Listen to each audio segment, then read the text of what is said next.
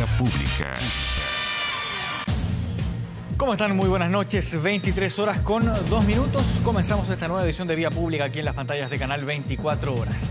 Esta jornada, este 15 de noviembre, se cumplieron 3 años desde que se logró el histórico Acuerdo por la Paz Social y la nueva Constitución, suscrito por los representantes de todas las fuerzas políticas de aquel entonces, ese año 2019, a excepción del Partido Comunista, y que tenía como una de las finalidades restablecer la paz social, el orden público, el respeto por los derechos humanos y también la institucionalidad democrática, todo esto en medio del estallido social que comenzó, recordemos, el día 18 de octubre del año 2019.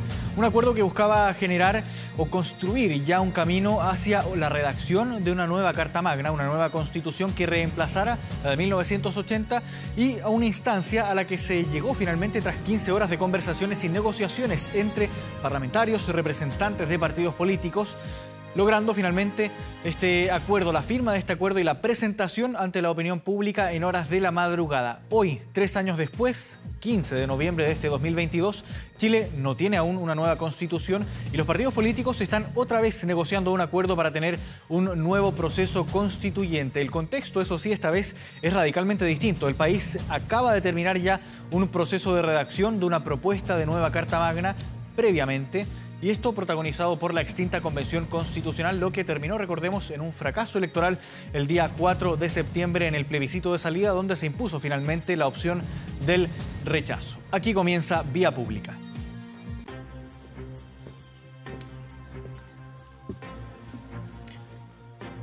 Y vamos a abordar diversos temas, pero el primero de ellos, el que nos convoca, son varias situaciones que han estado ocurriendo en estas últimas horas. Hay una tensión que se genera ahí en parte de Europa luego de una explosión registrada en Polonia, muy cerca de la frontera con Ucrania, y también el anuncio que debería llegar en cualquier momento por parte de Donald Trump. Él ya lo había adelantado como un anuncio muy importante. Se cree que podría confirmar, de cierta forma, una eventual aspiración presidencial. Vamos a escuchar primero las palabras del expresidente Donald Trump, que está hablando a esta hora en Estados Unidos. Vamos a revisar qué es lo que está diciendo. Como esto, y quizás no vuelva a haber nada como esto. No hay nada para competir con lo que todos hemos logrado. Damas y caballeros, mis conciudadanos,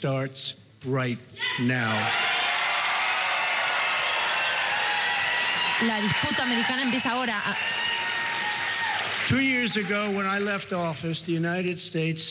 años atrás, cuando me fui de la Casa Blanca, nuestra nación estaba en el pico de prestigio y poder,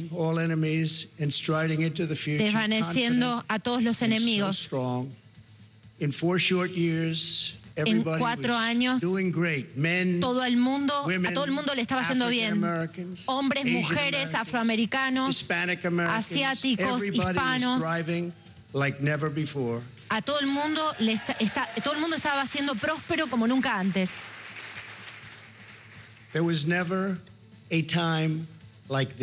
Nunca hubo un tiempo como esto. Le sacamos a millones de la pobreza. Cuando el virus llegó a nosotros, yo tomé acciones muy concretas para salvar vidas y la economía. Fue la recuperación económica más rápida que se recuerde. Para la administración que siguió, lo único que tenía que hacer era sentarse y mirar. La inflación era inexistente, nuestra frontera sur era la más fuerte y teníamos ingresos a nuestro país que estaban en los números más bajos de muchos años.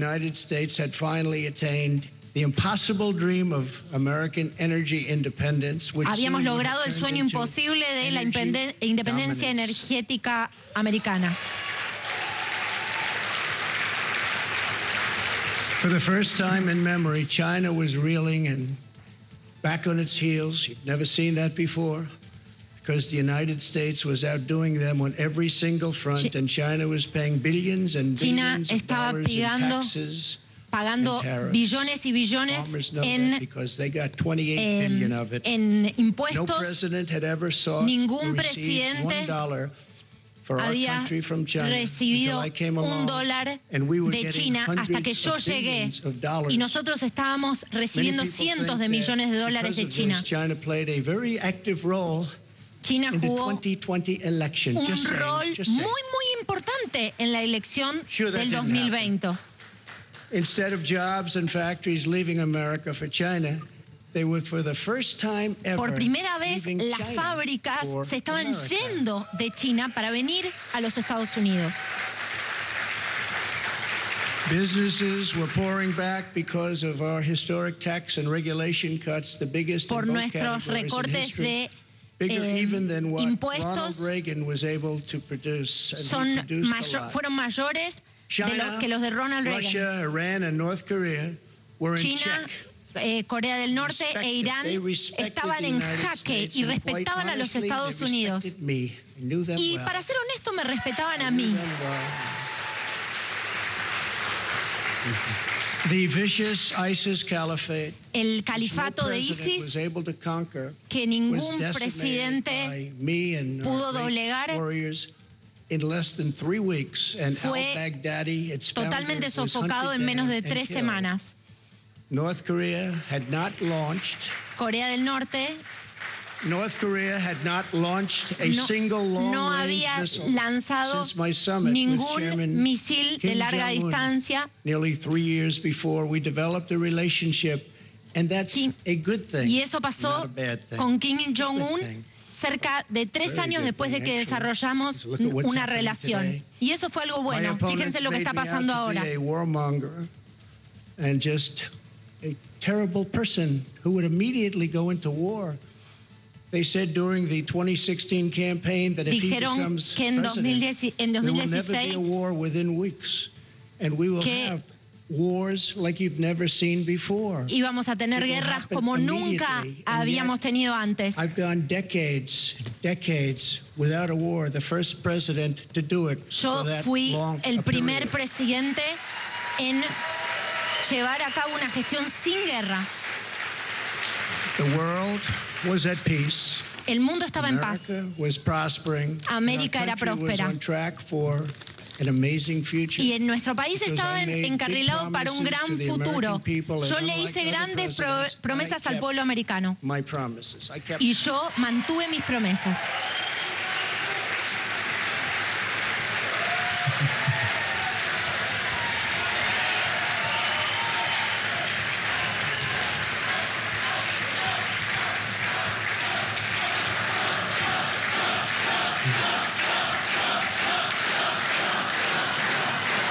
Thank you very much. Under our leadership, we were a great and glorious nation. Bajo nuestro liderazgo fuimos una nación gloriosa. We were a strong nation, and éramos una nación fuerte y éramos una nación libre. Y ahora somos una nación en caída, una nación fallida. Para muchísimas personas, el tiempo de Joe Biden ha sido un tiempo de angustia. La inflación es la más alta en 50 años. Los precios energéticos han llegado a los niveles más altos en la historia. Y se espera que lleguen más alto. Porque gastaron las reservas estratégicas que yo me encargué de aumentar. Joe Biden has intentionally surrendered our energy independence. Joe Biden ha resignado nuestra independencia energética y ahora estamos rogando energía de extranjeros, muchas de las cuales nos encuentran detestables.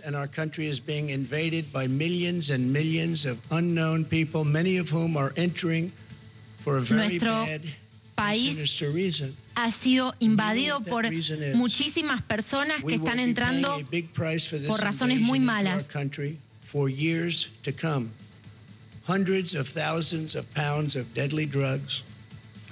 Hay muchísimas drogas letales, que están inundando nuestro país y entrando por la frontera sur. Nuestras grandes ciudades ahora están repletas de crímenes horribles. Esto es de lo que se trata nuestra democracia. Qué triste. Estados Unidos ha sido debilitado. El desastre en Afganistán ha sido uno de los momentos más vergonzosos, donde hemos perdido vidas y hemos dejado a americanos atrás. Hemos perdido millones de dólares en equipamiento. Y Ucrania, que nunca hubiera sucedido si yo hubiera sido presidente,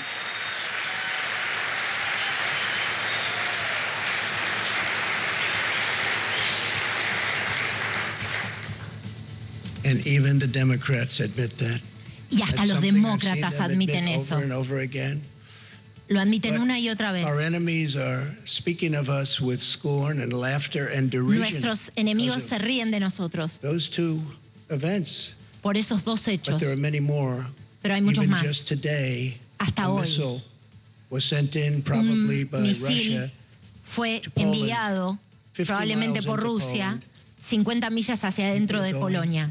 Absolutely wild and crazy, and they're not happy. They are very, very angry. La gente está, por supuesto, muy enojada. Nosotros tenemos un presidente que se queda dormido en conferencias mundiales. Was held in contempt by the British Parliament over Afghanistan. Que ha tenido que dar explicaciones por Afganistán. Words of wisdom he said. Gracias a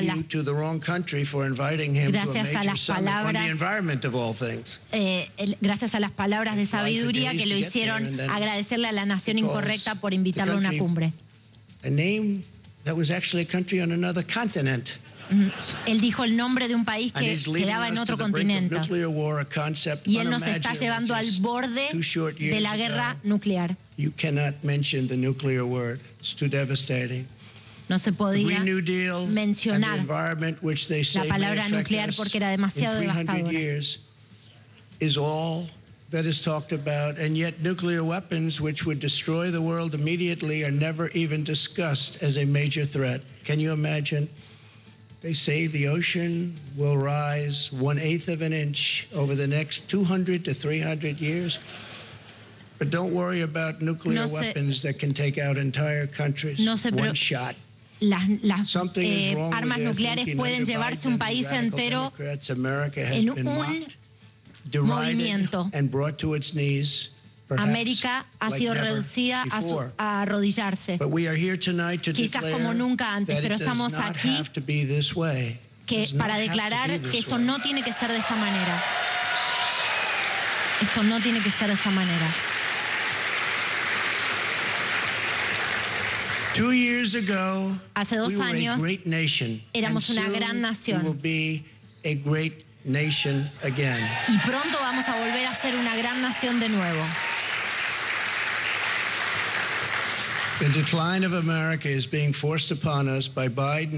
La caída de América nos está siendo empujada por Biden y por los lunáticos de la izquierda radical. Esta caída no es un destino que debemos aceptar. Yo creo que los americanos van a rechazar de manera abrumadora la plataforma de la izquierda. Y van a abrazar la idea de la gloria para América. Hace exactamente una semana, nuestros ciudadanos votaron en las elecciones de medio término. Y a pesar de que el periodo de espera fue mucho más largo, incluso que de algunos países del tercer mundo, los republicanos logramos tener control de la Cámara de Representantes. Y fue con un gran candidato apoyado por Trump, Kevin Haley, que es una persona fantástica.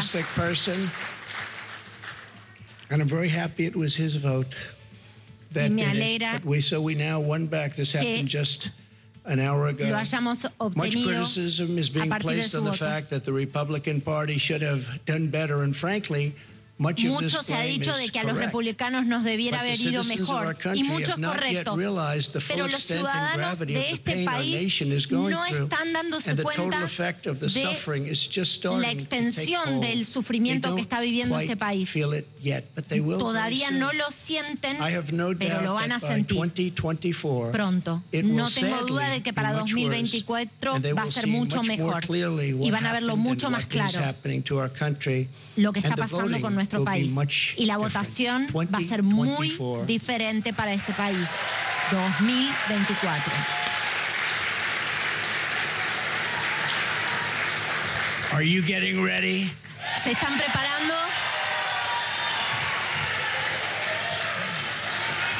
And I am too. Y yo también me estoy preparando. I do want to point out that in the midterms, yo quiero aclarar my endorsement success rate was 232 wins and only 22 losses. You don't hear that. El éxito de mis apoyos simplemente dio 22 derrotas. El resto fueron victorias. Y ustedes no escuchan eso de los medios de comunicación. No voy a usar el término fake news para referirme a los medios, porque vamos a mantener esto muy elegante. Pero ustedes no escuchan eso de los medios. Pero yo creo que ustedes van a empezar a escucharlo porque creo que la gente está empezando a dar cuenta de qué es lo que sucedió. Estaban tratando de culparme a mí. Y la razón de este éxito es que la administración Trump cambió a nuestro país,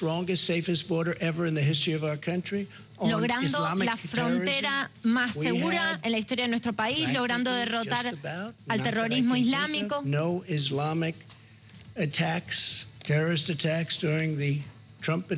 hemos tenido ataques de terrorismo islámico durante mi administración, y de hecho nos hemos llevado muy bien con los distintos países. Incluso llegando a But it's because of cutting taxes and cutting regulations at the highest level ever, and on building the greatest economy. Hemos creado la mejor economía. Nunca en la historia del mundo hubo una economía como la que tuvimos nosotros. No podemos perder la esperanza y tenemos que trabajar todos. Tenemos que trabajar todos por un hombre llamado Herschel Walker. United States Senator Herschel Walker, get out and vote for Herschel, and he deserves it. Y votenlo porque se lo merece. Ha sido un increíble atleta y va a ser un mejor senador. Hemos elegido estrellas para nuestro partido en los años que vienen. Debemos recordar que los republicanos ganaron 5 millones de votos más que los demócratas. Eso ha roto el peso de los demócratas de izquierda radicales en el Congreso.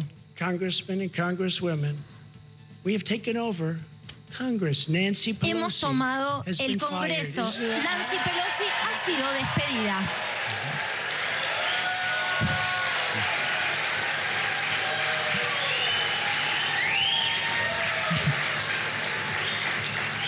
I told them, I said, if you just keep a little bit lower standard, you're going to have a big victory. They said, let's win by 40 seats. Let's win by 50. I said, if you win by 2 seats, be happy.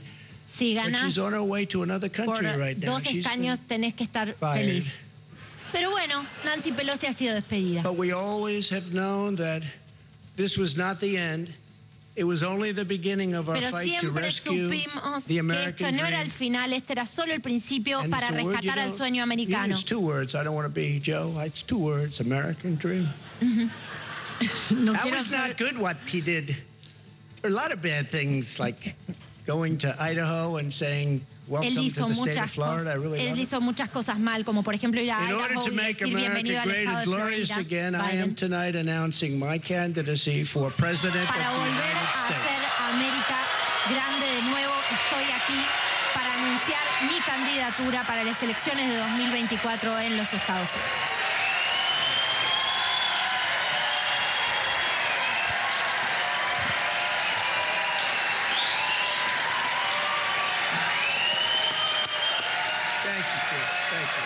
Muchísimas gracias a todos ustedes.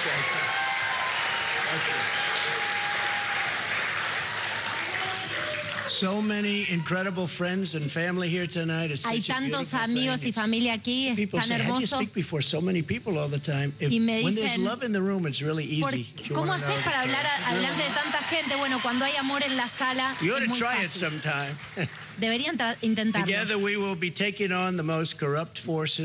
Nosotros vamos a enfrentarnos a los intrincados intereses y a las fuerzas más corruptas. Nuestro país está en grandes problemas. Esta no es una tarea para un candidato convencional ni para un político. Ahí estaba entonces la confirmación del expresidente Donald Trump diciendo que finalmente va a presentarse a las elecciones para buscar nuevamente la presidencia de Estados Unidos el año 2024.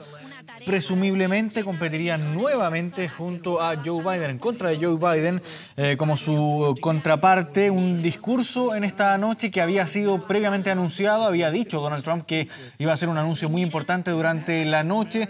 Tuvo varios minutos para destacar lo que él califica como los logros de su administración. Hizo muchas críticas también a lo que es la actual administración del presidente Joe Biden.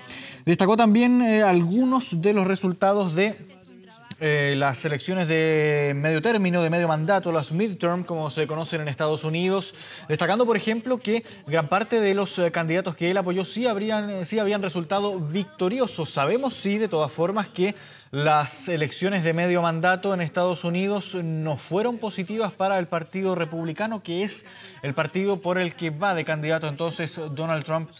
Nuevamente ya había trascendido hace algunos minutos también que el presidente, antes de que confirmara su aspiración presidencial nuevamente, el expresidente Donald Trump ya había trascendido, por ejemplo, que ya presentó la documentación necesaria para postular ya de manera oficial a la presidencia de Estados Unidos. Es parte entonces de... estamos viendo ahí imágenes de TN que nos proporcionan esta traducción simultánea de lo que estaba diciendo el expresidente Donald Trump ahí en su residencia de Mar-a-Lago, en el estado de Florida. Y ya estamos en contacto con Guido Larsson, director del Instituto de Humanidades de la Universidad del Desarrollo. Guido, muchas gracias por acompañarnos aquí en Vía Pública de Canal 24 Horas. Buenas noches.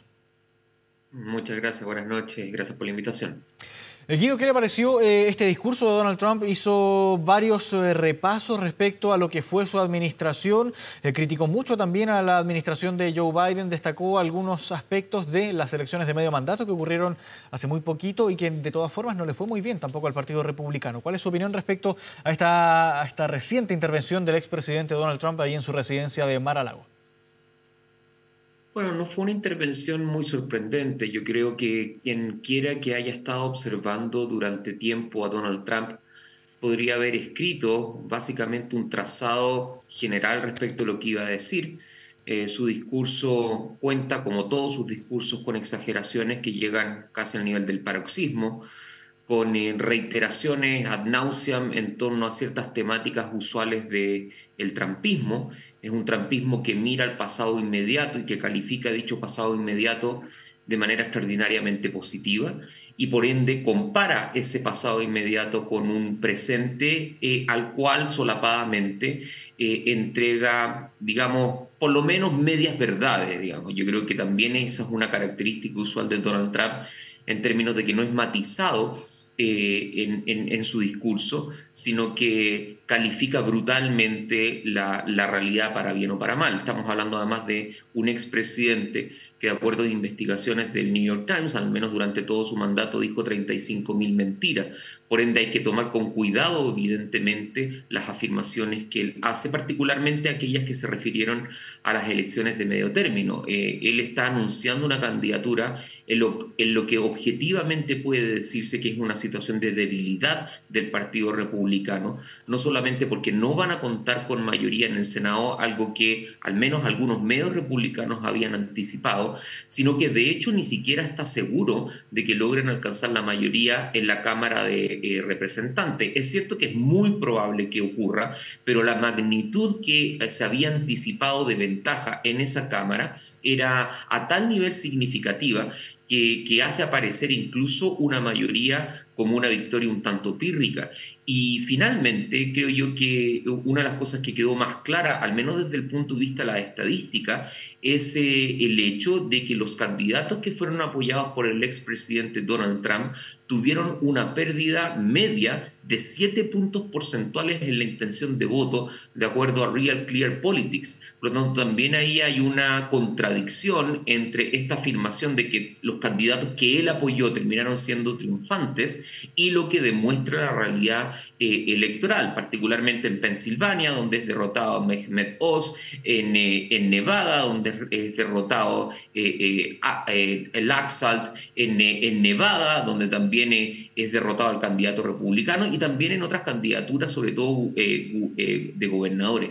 Por ende, yo creo que es un discurso tradicional, es un discurso muy usual dentro del presidente, apela a su propia base electoral, no se sale ni un ápice de lo que hemos observado durante años anteriores, pero evidentemente manifiesta de que Donald Trump es el líder por lejos del Partido Republicano.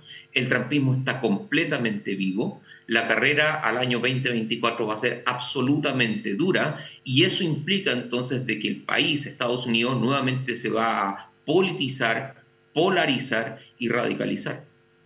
Ahora, dentro del Partido Republicano, Donald Trump tiene hoy en día un contrapeso, alguna persona que surja como el gran contendor probablemente dentro del propio Partido Republicano, pensando, por ejemplo, quizás en Ron DeSantis, el electo gobernador del estado de Florida, que obtuvo una altísima votación y a quien previamente también Donald Trump le había advertido que no aspirara en ningún momento próximo a presidir el país. ¿Hay algún personaje que pueda surgir ahí como un contrapeso a la figura de Donald Trump dentro del Partido Republicano? Sí, mira, yo creo que hay al menos 3, pero es difícil determinar si es que efectivamente van a terminar compitiendo abiertamente. Es decir, igual el Partido Republicano va a ir a primarias, e igual en ese proceso pueden abrirse candidaturas que uno no está observando hoy en día. Entonces es cierto, yo creo que DeSantis es un candidato que se encuentra en la boca de todos, es una persona que no ha caído en las teorías de conspiración que el trumpismo ha enarbolado y que el propio expresidente ha repetido una y otra vez desde que perdió la elección con el presidente Biden y que además los candidatos que él ha respaldado volvieron a reiterar.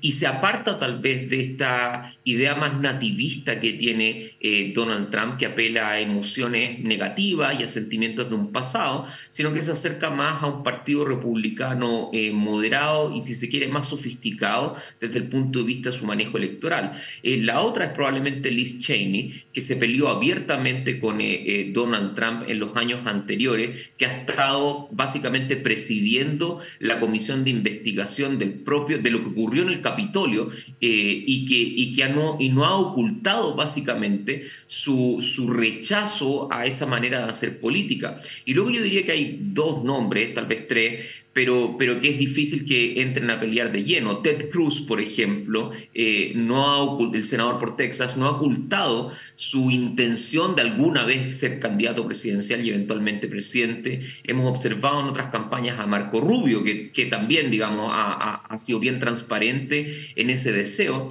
Pero el problema con eso es que una vez que se encuentren en un proceso de primaria y que los focos de la televisión se concentren en ello, naturalmente va a haber comparación. Y yo creo que objetivamente también podemos decir que ninguno de ellos tiene el manejo, el ímpetu, la fuerza, la energía, el carisma que tiene Donald Trump y que es lo que finalmente logra movilizar una base electoral significativa. Entonces, en mi opinión, el expresidente cuenta con la mayor ventaja hoy para ser el próximo candidato oficial del Partido Republicano.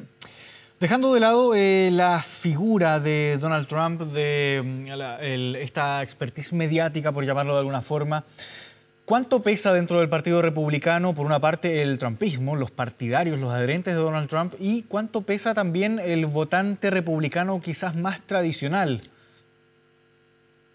Bueno, una de las cosas que ha sido interesante en los últimos años es que posiciones que hace 10 años parecían extremas o radicales han entrado en lo que a veces se conoce como el mainstream, ¿no es cierto? Como esta opinión mayoritaria generalizada dentro del partido entre los Estados Unidos. Entonces, hace 10 años, cuestiones como discriminación racial o cuestiones como negativas a inmigración a toda costa, eran cuestiones que se tomaban relativamente incómodas dentro de ambos partidos.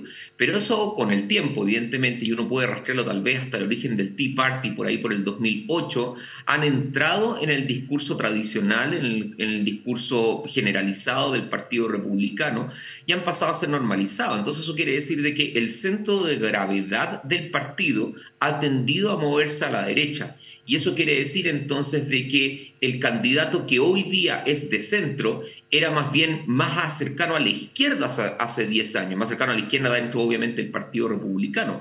Y yo creo que se está jugando un poco con ese eje, con el hecho de que el centro de gravedad se mueva a la derecha, eso cambia todo el eje del Partido Republicano y eso entonces hace aparecer a los moderados de hoy siendo más conservadores de lo que realmente son, y a quienes son de izquierda dentro del partido completamente alienados dado esta nueva normalidad. Entonces yo creo que eso también apela a un nuevo público del Partido Republicano, un público que tiene otras maneras de socialización y de mediatización y de información. Es un público que en su enorme mayoría cree muchas de las cosas que se dicen, sin ir más allá. Más de la mitad de los electores del Partido Republicano siguen creyendo de que Joe Biden ganó haciendo trampa. Entonces eso obviamente habla de que hay una suerte de realidad un tanto fantasmagórica en la sociedad estadounidense, en aquellos electores republicanos que selectivamente escogen aquella información que está alineada con creencias que vienen mucho tiempo en configuración y que hoy día, bueno, tienen ese tipo de repertorio. Ser un partido bien anti-inmigración, ser un partido, uno podría decir incluso ambiguo con temas raciales, porque no ha habido una crítica directa respecto de temas de discriminación racial. Un partido que se entiende a sí mismo también en oposición a los demócratas. Una de las cosas interesantes previo a esta candidatura es que Donald Trump hablaba de salvar a Estados Unidos. Ese era el eslogan. ¿Salvarlos de quién? Bueno, salvarlos de los demócratas. Los demócratas entonces aparecen como un partido deslegitimado con un adversario no legítimo y que es necesario entonces derrotarlo porque de esa manera se salva al país completo. Entonces, ese es el contexto de la campaña política y por eso yo me temo que va a ser una campaña muy beligerante, muy dura y cuyas consecuencias al menos hoy día son imprevisibles. Ahora, mirando la vereda del frente, ¿cómo está también el Partido Demócrata, la contraparte aquí del Partido Republicano? ¿Y qué figuras también surgen para poder eventualmente disputar la presidencia para el año 2024? Está Joe Biden, el presidente en ejercicio. Se ha hablado que también quizás en algún momento de Kamala Harris, la vicepresidenta, o de la líder también demócrata en la Cámara de Representantes, Nancy Pelosi también.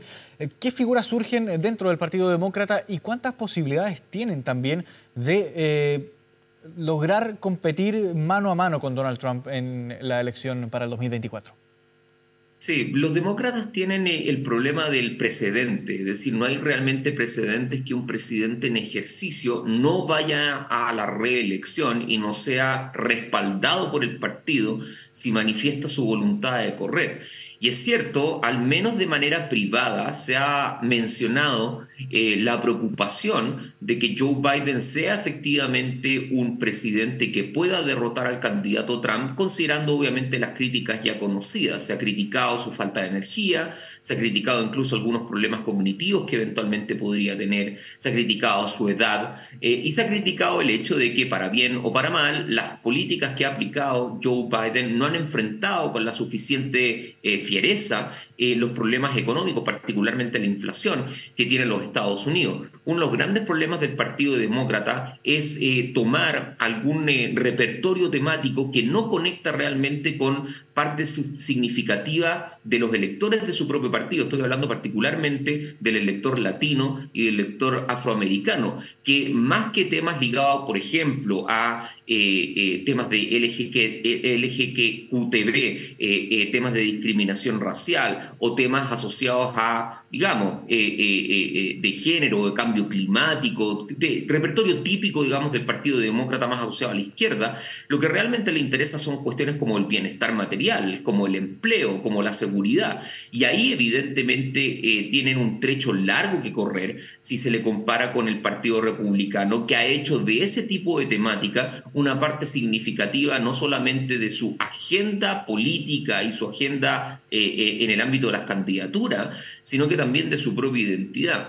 Entonces ha habido intentos de recuperar ese repertorio, ha habido intentos sobre todo de la generación más joven. Estoy pensando por ejemplo en Pete Buttigieg, actual ministro de Transporte, del cual también se ha mencionado que podría en algún momento ser candidato a presidente y que reconoce abiertamente esta idea de que es cierto, hay temas muy importantes que tienen que ver con la identidad, con la discriminación, con la orientación sexual, con el cambio climático, pero no hay que desconocer de que en último término hay una porción importante de electores que está viviendo el día a día, que tiene problemas de empleo, que observa con suspicacia la competencia internacional, que mira a la inmigración con un grado de reserva en términos de que la migración también entra a competir por los puestos que se encuentran en oferta en el mercado laboral, etcétera, etcétera. Y yo creo que ese grado de discusión profunda y de síntesis tal vez no ha ocurrido.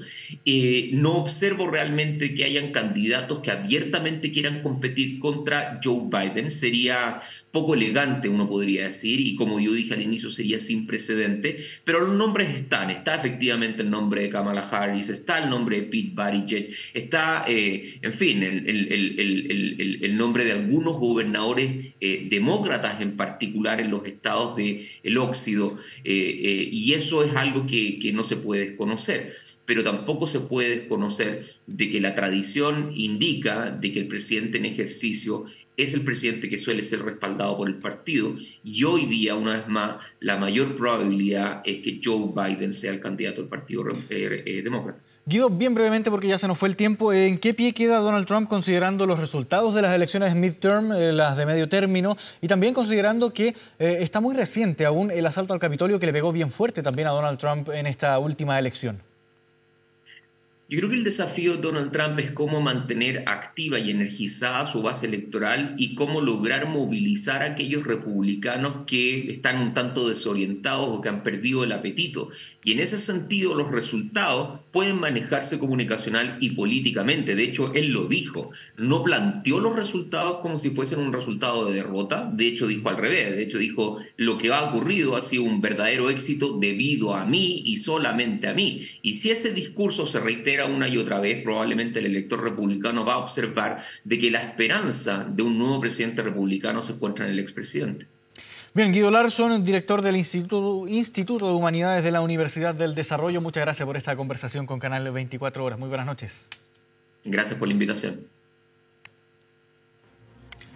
Momento de hacer una pausa en las noticias, son las 11 de la noche con 41 minutos, siga nuestra sintonía, ya volvemos.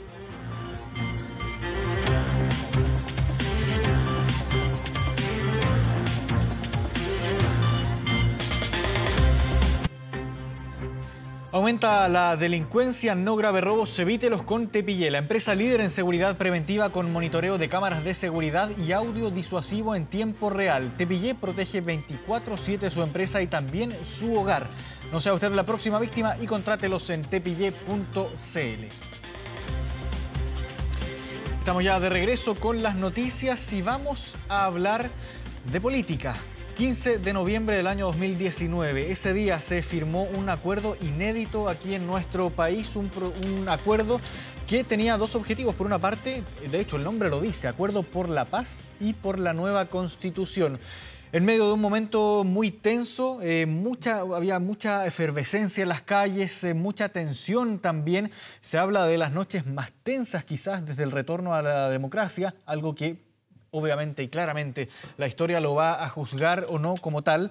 Pero es un día inédito. 15 de noviembre de 2019 se juntan todas las fuerzas políticas y presentan un acuerdo a la ciudadanía para elaborar una nueva constitución. Finalmente esto decanta, lo conocimos, ya lo vivimos este año, culmina este proceso el día 4 de septiembre cuando se rechaza la propuesta elaborada por la Convención Constitucional. Vamos a hablar sobre este tema con Mauricio Morales, cientista político de la Universidad de Talca. Mauricio, muchas gracias por acompañarnos aquí en Canal 24 Horas. Buenas noches.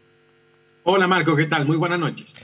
Han pasado 3 años de ese 15 de noviembre, ya pasamos el aniversario, este tercer aniversario de ese 15 de noviembre, que, como lo mencionaba en la presentación, es algo inédito. Nunca se había llegado a una instancia como esta, en la que todas las fuerzas políticas se juntan para resolver una situación que estaba generando muchísima tensión en las calles, en la ciudadanía en general. ¿Cuál es su evaluación, Mauricio, ya a 3 años de ese 15 de noviembre y la firma de este Acuerdo por la Paz y la nueva Constitución? Mira, Marco, en rigor fue un acuerdo, pero en la práctica fue una solución acordada por la clase política para frenar la presión ciudadana y para intentar el volumen de protesta se redujera sustantivamente. Pero lo que enmarcó este acuerdo fue, por una parte, esta presión callejera que mencionaba recién, por otra, la inoperancia del gobierno de turno para restituir el orden público. Se ha dicho que este acuerdo refleja la alta política. Yo tengo la sensación, Marco, de que esa definición está muy lejos de acoplarse a lo que fue el acuerdo del 15 de noviembre. La alta política fue, por ejemplo, lo que se hizo durante el proceso transicional y en el primer gobierno democrático con los militares encima. Eso era ser alta política. En este caso, solamente tuvimos una respuesta desde la élite para enfrentar una crisis social. Se interpretó por parte de esa élite que la solución era de carácter constitucional, cosa que finalmente no ocurrió. No ocurrió en 2 sentidos. El primero, que después del acuerdo constitucional existieron las olas de violencia, y si las olas de violencia bajaron, no fue producto del acuerdo constitucional, sino que producto del hartazgo y el cansancio de esos grupos violentos.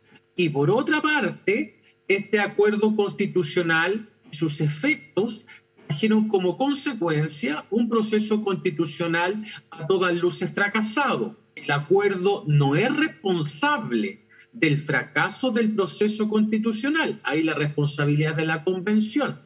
Lo que está claro es que ese acuerdo no generó cambios significativos y de hecho, con esto cierro, marcó las demandas sociales siguen siendo las mismas antes y después del acuerdo. La gente quiere mejores pensiones, quiere más justicia social, quiere un Estado más robusto. Son exactamente las mismas demandas que había antes del acuerdo como las que hay después del acuerdo. En consecuencia, el acuerdo no generó ningún efecto sobre las percepciones ciudadanas de malestar particularmente.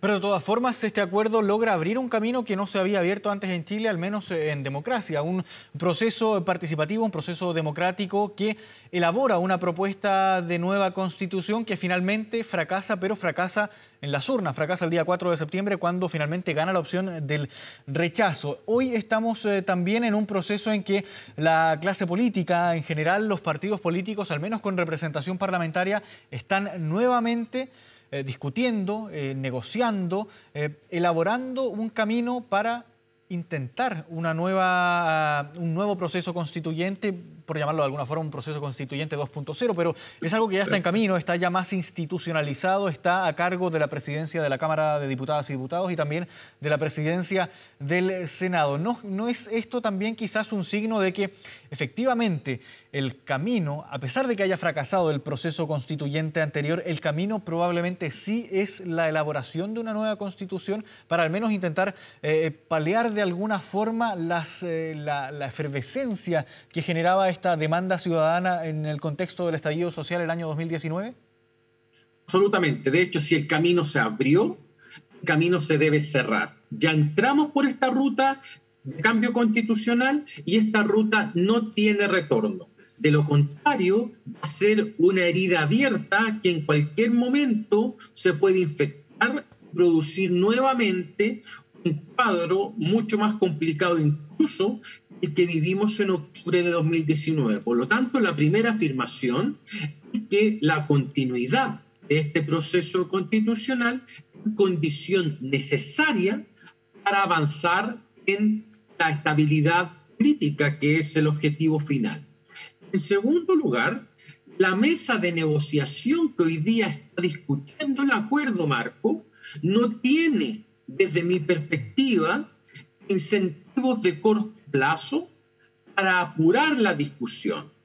Por una parte, los partidos de izquierda temen yendo o compitiendo a una elección de convencionales, si es que va a ser una convención 100% electa, escaso apoyo presidencial finalmente incida en un muy mal resultado para la izquierda.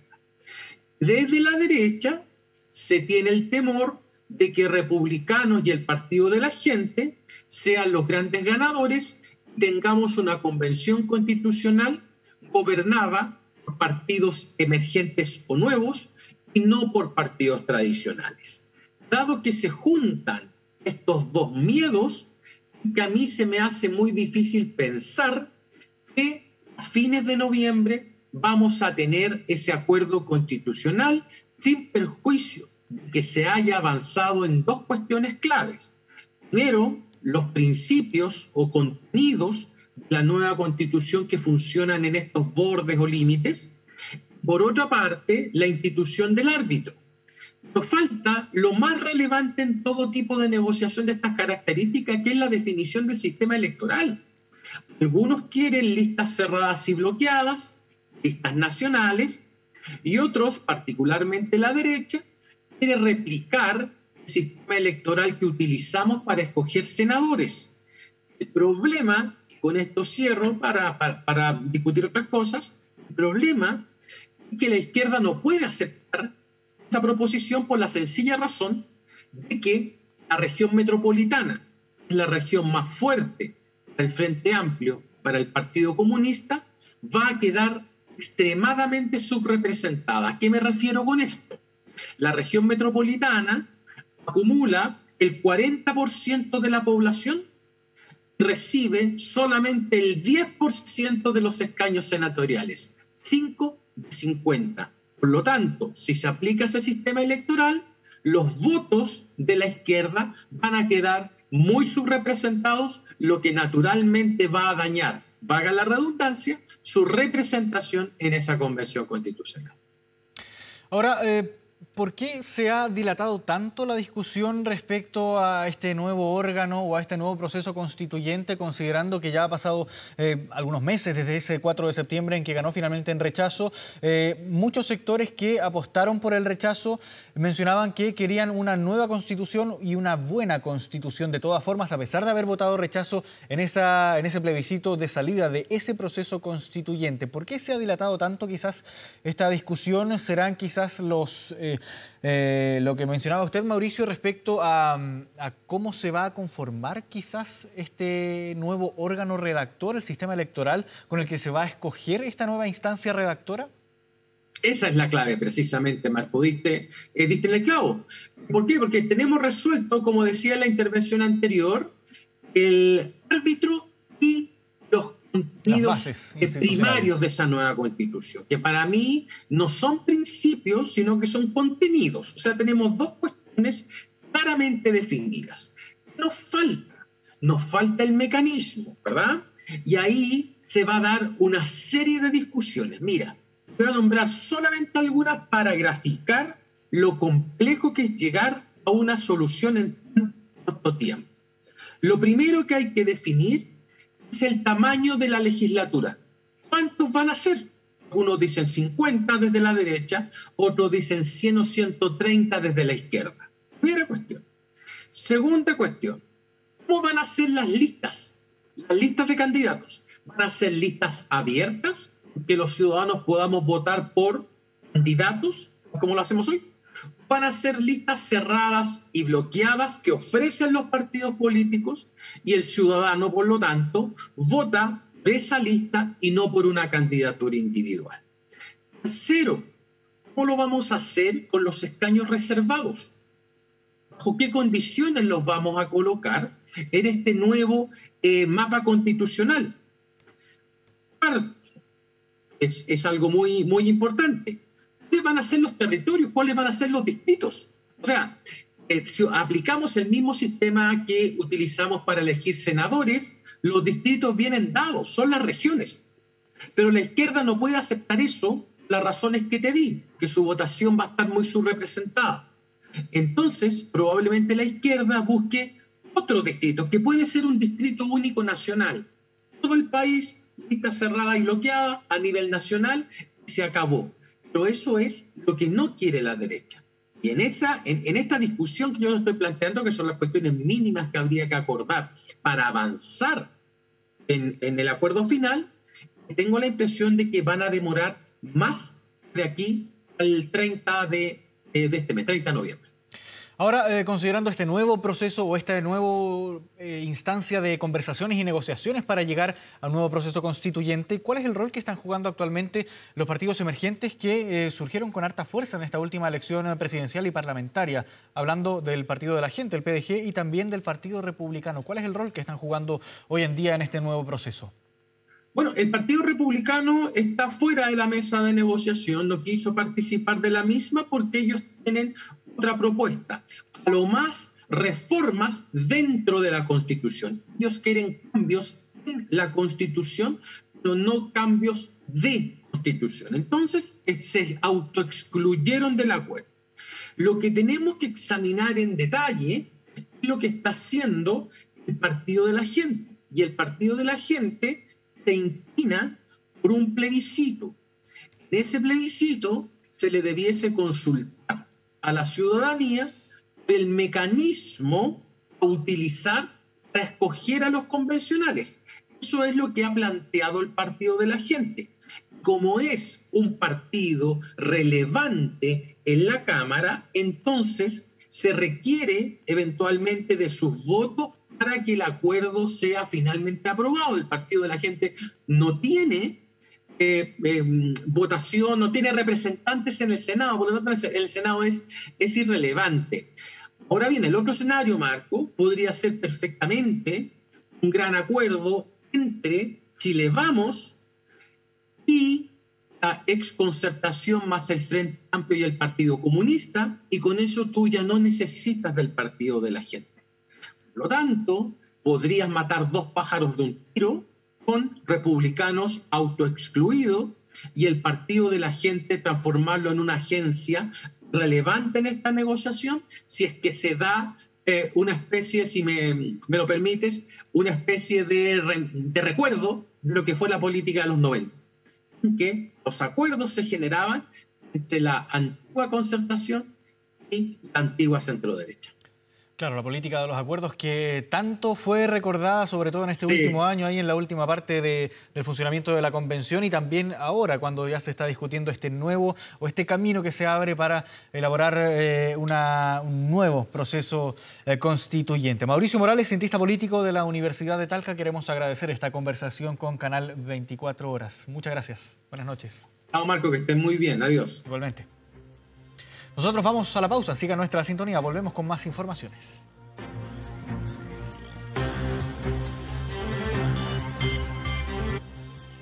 La Universidad Bernardo O'Higgins te invita a vivir la evolución universitaria, un proceso de consolidación construido por más de 32 años, centrándose en la formación integral y en la internacionalización de sus estudiantes.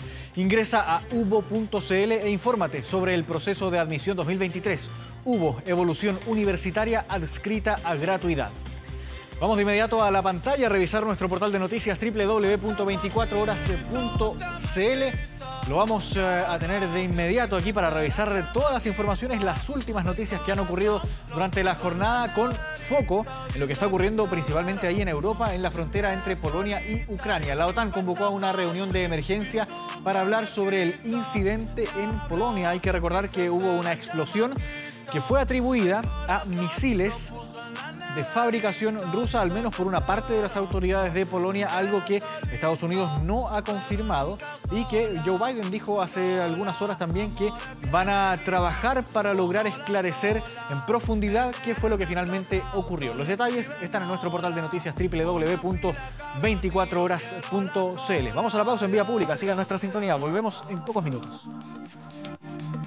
Aquí en Vía Pública, canal 24 horas, nuestra productora Fabiola Riquelme escuchó y se puso a bailar inmediatamente. Vamos a revisar de inmediato el tiempo aquí en la pantalla grande que tenemos en Vía Pública. Revisamos la temperatura actual aquí en la región metropolitana, agradables, o no sé si tanto, 19,2 grados a esta hora, cielo parcial, pero hace harto calor a esta hora.